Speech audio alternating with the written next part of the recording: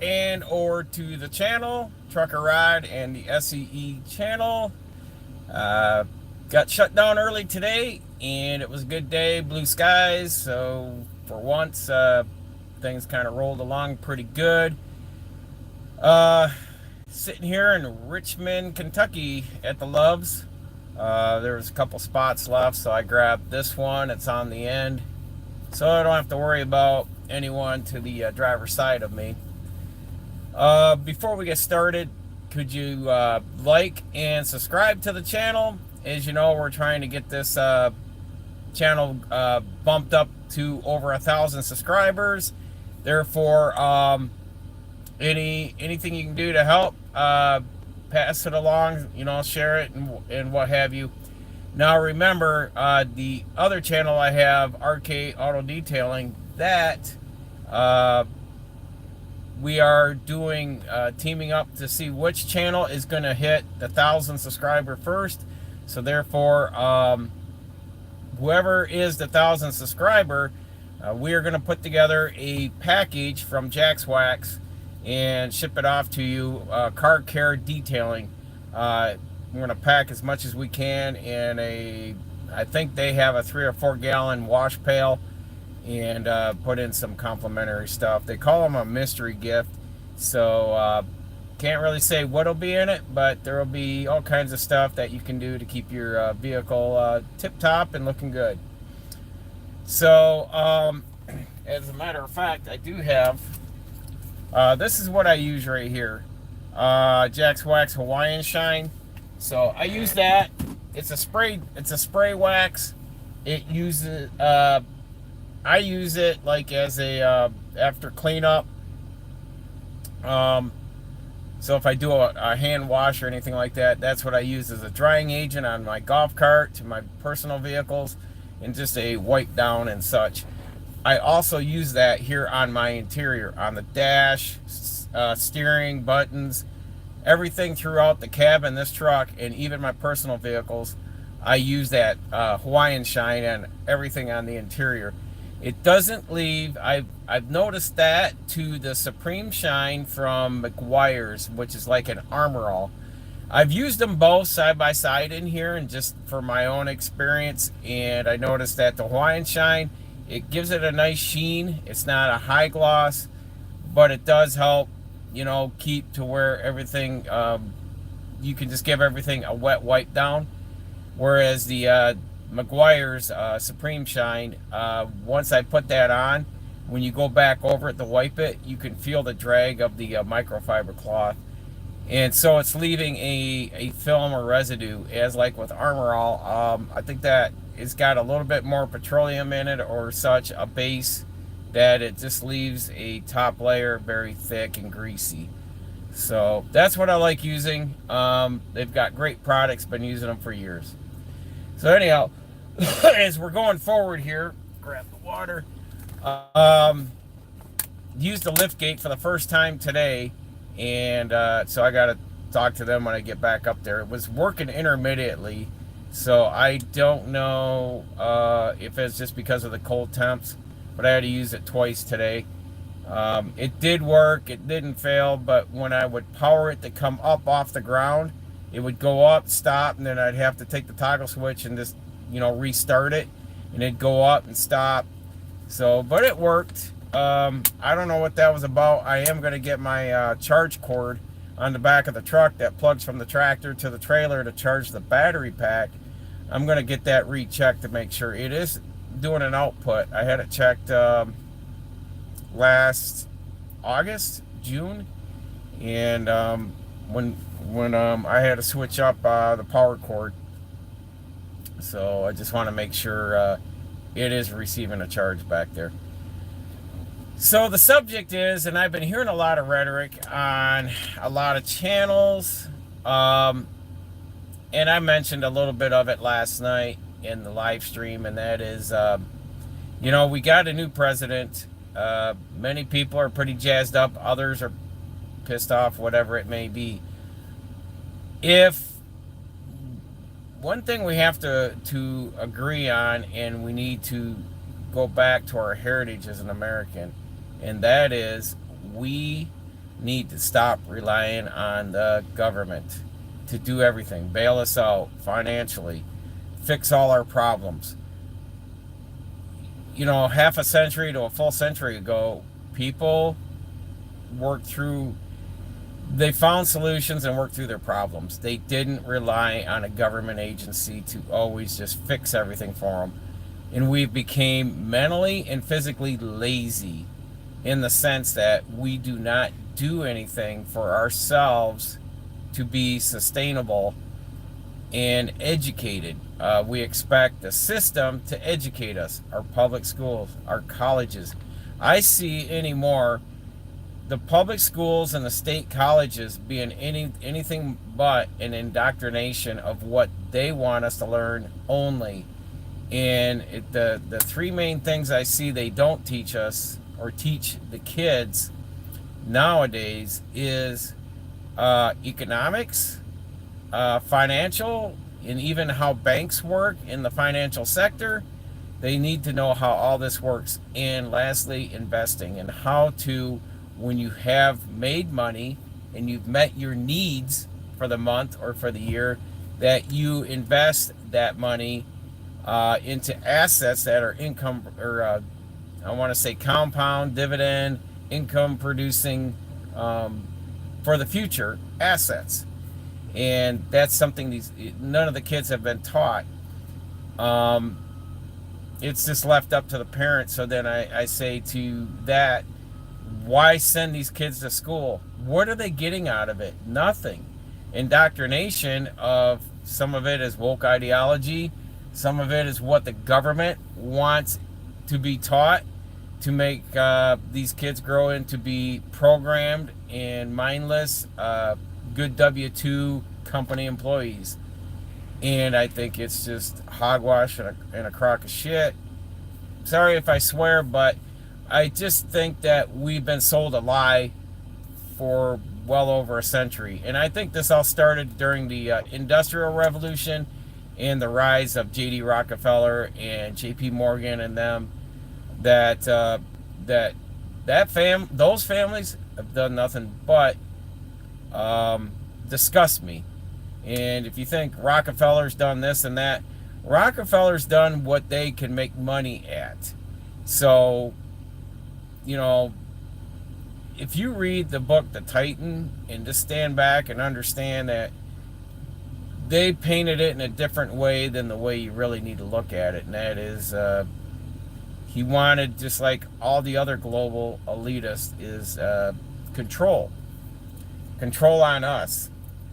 So with that indoctrination of the education system, people then come out and they come out and they'll say, you see it on short reels and other video long forms, these kids going in for job interviews, and they're just like, well, I only start at 10 o'clock and we'll only work till 3 o'clock, and we need to have certain types of snacks and coffees or teas in the break room. I mean, they're setting demands and stuff that it's unrealistic stuff.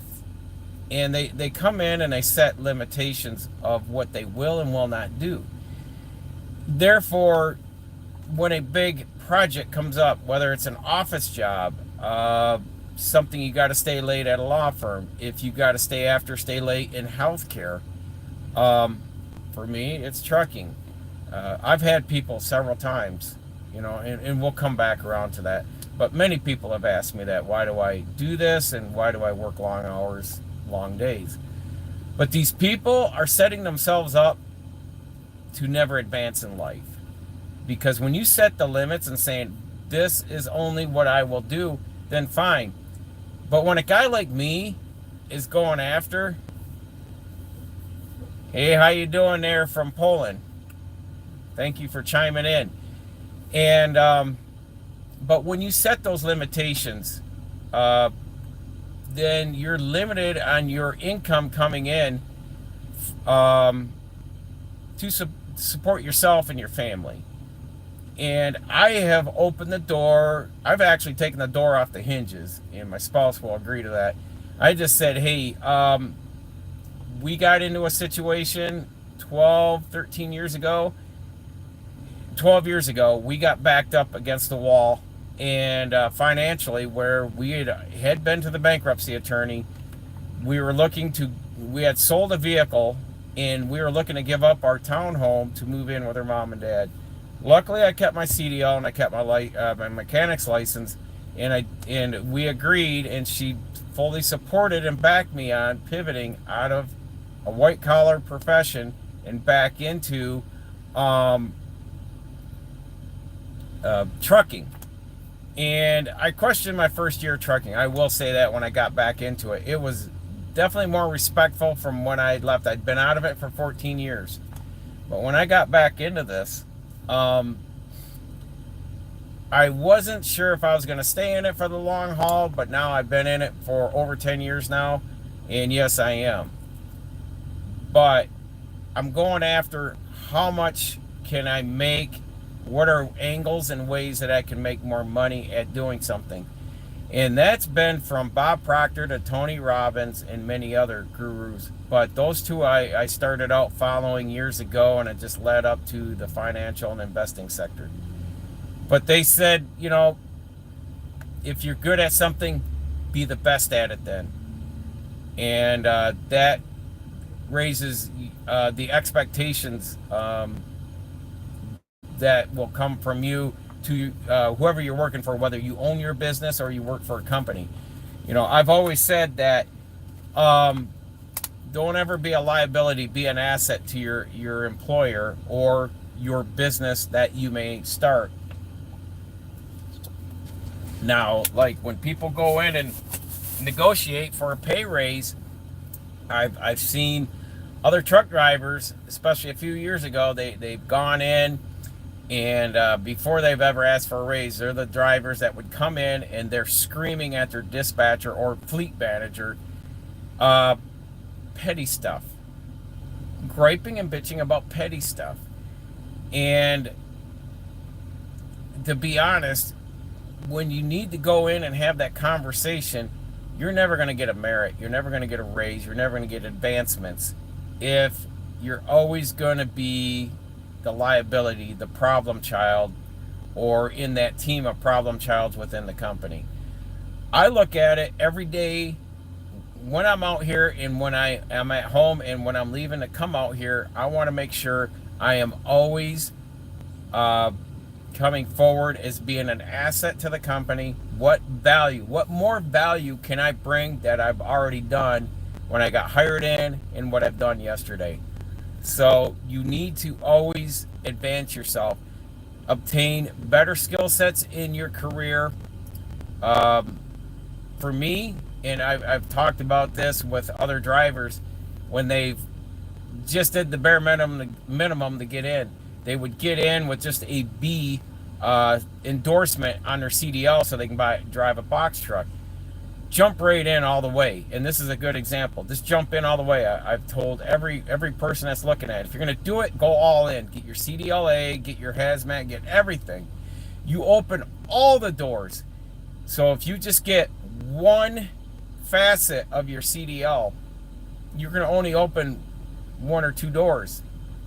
If you get all your endorsements and everything and all your credentials that go across the border, you're able to open all the doors in the trucking industry, from general freight all the way up to specialized and heavy haul.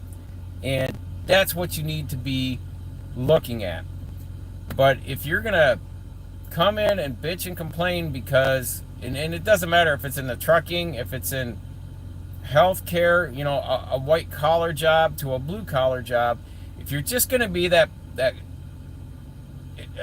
person, and whether you're a business owner that is going to complain, now we'll get to that here, but if you're going to be that person that's just going to complain and say, no, I'm not going to do that, I'm only going to do this, I'm only going to do this to this, I won't do any more than that. And you're only going to give them a small window to work with of what you're going to allow them to utilize you for. And if that's the case, fine. Find yourself a company that will adhere to your demands, But like this company, we're expanding, growing, and so I've always, every time when the powers to be at this company, when they're taking that advancement, I'm like, I got your back. I'm there. Let's go. There's no pushback here, and that's just ensued me to obtain more money here, and that's what I think people are missing the point on, is they're holding back. Now, if you're a business owner instead of a company employee, and you're a business owner, I've seen businesses do this. I deal with them personally with this, but also in other facets of small businesses. They will only be open maybe, I've dealt with one Tuesday through Friday, certain hours like 9 to 3, or they're open, their window of business. In another one, that was one. I had a dental appointment last week. This is a discussion. Here's a good example of this. Discussion last week with my spouse. I said, look, we got to find a different dentist because their hours suck. They're open Monday through Thursday, and they're only their appointments are, I believe, 9 to 4, and I'm out here sometimes 3 to 5 states out. And they'll call me and say, when I'm like, put me on the cancellation list, give me a call, see if something comes up if I'm home. And I just can't get it beat in their head with their footnotes and all that with my records to say, look, we got an opening. Yeah, that's great, but I'm going to have to decline. And last week they were like, your teeth look like you haven't been in for a cleaning in a while. I said, if you look back, it's been a year. I said, your hours of operation do not coincide to fluctuate with the schedule I work with. And I'm putting this first. So I really need, and I see that a lot with the dental companies or businesses. I need someone that's either going to have a late evening up to like 6, 7 o'clock at night, or even into a late afternoon Friday. And, it'd behoove some of these dental places to do rotations and have like a 9 to 12 on a Saturday, but hey, they're missing out on the opportunities to make more money and grow their practice. So I just say, that's on you, but if I find someone else that's going to be fit in the bill to meet my needs in the dental right now, I'm going to probably go with them. And I've told my wife, if I got to drive 2 hours to go see a dentist, fine with me. I don't need that dentist 5 minutes from my house.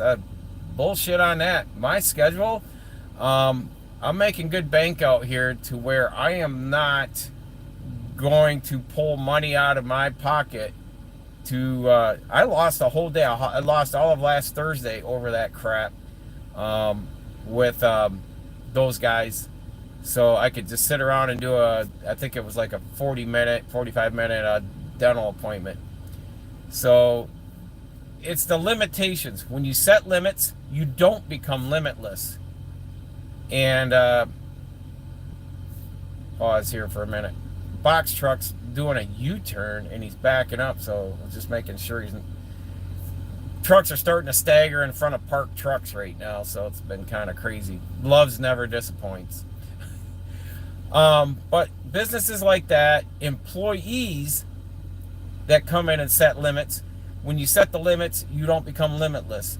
Therefore, you stun your growth of what you can make in life and how you can further, whether you want to have a nicer house, newer car, bigger investments to retire on. You need to prioritize what is important for not just today and tomorrow. What's 10 and 20 years going to look like for you down the road? Are you going to have a nest egg, or have you been just setting your limits and saying, nope, I'm not going to work more than 8 hours? That's it. I'm walking out after that. I don't want the overtime. And they go home and they sit on their butts and they watch TV. Or they just do stupid discretionary stuff that they could have put that money to more use in income-producing assets. So what I'm saying is, you need to stand back and look. Our economy is going to tank this year. It was all set up from 23 through 2024. The last administration has just skewed and mocked this economy up to just get by, get by, get by. So now the rug pull's coming, and our economy and everything is going to take a shit this year. And layoffs are going to come in masses and droves of masses this year.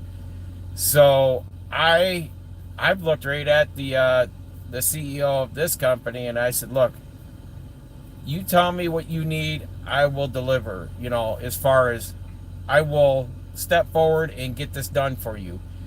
And I said, I just want, my last words when I negotiated my raise a year and a half ago, I said, I want to be the last driver you have to lay off here.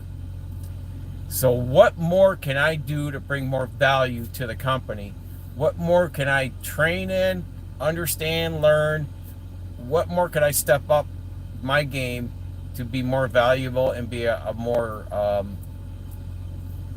top tier asset for this company?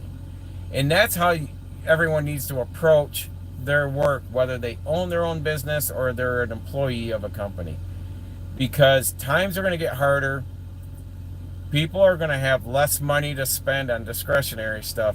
I really think as we go into this next turn of this year, in the backside of it, I think you're going to see a lot of pullback on a lot of stuff, people buying things. Myself, I'm more confident. I am 1,000% more confident now than I was 12 years ago. As I've said many times, if we got one flat tire on our car, it would break us because we were that broke and going under, with my wife being disabled and me being laid off twice in a year. I would never allow us to do that again, and I have aligned myself not only here with this company, which has done a phenomenal job of taking care of me, but I've also aligned myself with businesses behind me. So if something was to happen, whether it's my health, I get laid off again, and or my health doesn't allow me to drive anymore, I have ways to make money as a backup behind this. So I have put safety nets in over the last 10 years. I am not all in and saying this is the only job I do, and if I lose this, I lose everything. I will never I will never allow that to happen under my watch with my personal life. The first thing we're doing at our house, we're paying everything off. I said I don't want a bank note on anything. Once we're past that, then all that money that went out that way is now going to be on a percentage of I'm going to start out at a 70-30. 70% of the monthly income coming in is going into investments. The other 30 is going to cover our necessities, taxes, insurance, utilities, and food. So we will make it work. And I think people need to really understand that the government is not here to pad you, to carry you through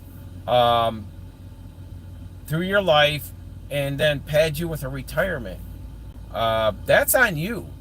You need to set your retirement up. You need to make sure that you and your family have everything that you need, on top of, if you're out of work, do you have enough cash reserves to pay your bills, not get foreclosed on, not have your maybe sole vehicle get repoed, and you can pay a medical bill. For instance, like a dental bill that you may have to get a tooth pulled from a toothache. You may have slipped, it's wintertime, slipped, fell, and broke your arm. Can you cover medical expenses? We can. Literally, we can just, we can cover that stuff, and it's not a problem. 12 years ago, that was like walking around with bubble wrap on us because, it was bad. So when you've learned from life's lessons, you carry that forward, because that's history. And that's what pisses me off about this woke culture wanting to erase our history. You can't erase history, because you need to learn from it. That's how you learn. You learn from mistakes so you don't go down and do that path and repeat it again. And that's how you advance.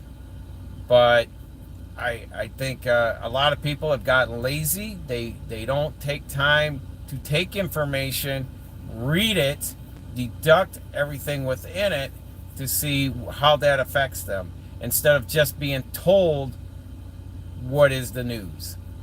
And I think people need to do that. They need to be very self-indulgent to learn more things they don't know. It doesn't mean 4 years ago, I looked at our financial advisor and I couldn't understand a thing he was saying, because I didn't understand it. And by the end of 2020, I said, I am going to learn investing. I am going to learn everything in the financial sector, in banking, the bond market, economics. And I think people need to do that, because once you have a general understanding on that, you can then keep your house in order and able to pivot when the economy goes bad, or when it starts becoming good in what they call a bull market, where you can maybe take some discretionary money, invest it in more assets that are going up in value. But you need to know this stuff, but you have to take the accountability to teach and learn it and pass it on, even to your children or your family members, or help others. And I think we became a very mindset lazy country, and we just take everything as truth that comes out of mainstream media and the government. I say turn off any news that's on your television. Turn it off. Anything that comes out of a politician's mouth, bench it, sideline it. A lot of stuff they're doing is benefiting them, special interest or lobbyists. When they set policies and laws, it's not really for the better of the people. So it's more for the special interest people who have skin in the game, that are looking to increase their bottom line profits. So that's why I just appalled. I am happy with the new administration coming in to take some of this barriers down, this ridiculous draconian barriers. But on the other hand, we also have to stand up and use our constitutional rights to say we have a constitution to protect us, and we're going to fight you, the government, because you are here to work for us, and we're not your slaves to taxate us. Taxes, income taxes, and I'm going to wrap this up on this. Income taxes are unconstitutionally wrong.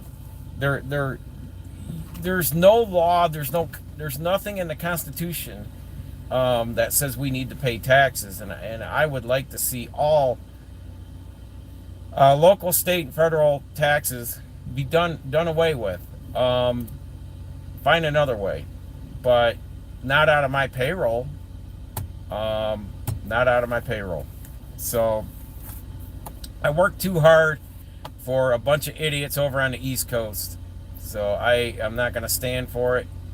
And anyhow, I just want to say is stand back, look at yourself in the mirror, and say, if you're in a financially distressed situation, or you're not where you want to be in life, stand in front of the mirror. You're the person that's holding yourself back, not the government, not your mom and dad, nobody but you. You can take the reins, take off the limitations you've put on yourself, get the information you need to learn new material, learn new things, widen and expand your mind. And when you do that, you will start seeing yourself rise above. You will find yourself separating yourself from the toxic people or friends that have held you back because you've become complacent in that circle. and you may have to find new friends that may become mentors to help elevate and lift you up to become a better person, mentally, physically, and financially. That's what you need. So don't set limits. Keep yourself limitless. Read, educate, and just expand your mind. It's the best I can tell you, folks. So we have a new administration. It is time for us to get behind and help be the catalyst, we the people of America, to rise up and make this country better than it was, because it's us. It's us citizens, not the government that's making America great, but us citizens. So anyhow, stay safe, continue educating yourself. Knowledge is learned and not taught, and we will see you all in the next video. And by the way, forgot to start out, I recorded a ride-along video from Bluefield, Virginia to Grundy, Virginia. It was during the sunrise this morning through all the mountain driving. So I think you're all going to like it. I'm going to sit down tonight after dinner and I get that edited and try to have that out to you either tomorrow or Friday. So look for a ride-along video coming up. See you next time, folks.